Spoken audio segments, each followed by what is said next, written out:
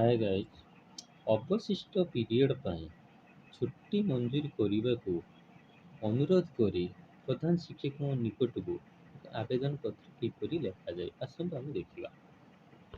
ଅବଶିଷ୍ଟ ସମୟ କାଳ ପାଇଁ ଛୁଟି ଦେବାକୁ ଅନୁରୋଧ କରି ପ୍ରଧାନ ଶିକ୍ଷକଙ୍କ ପାଖକୁ ଏକ ଦରଖାସ୍ତ।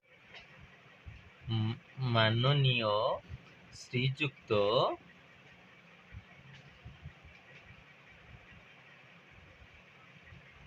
ପ୍ରଧାନ ଶିକ୍ଷକ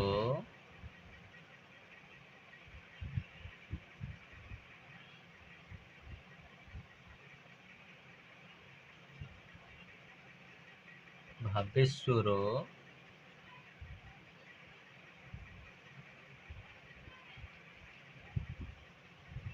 ସରକାରୀ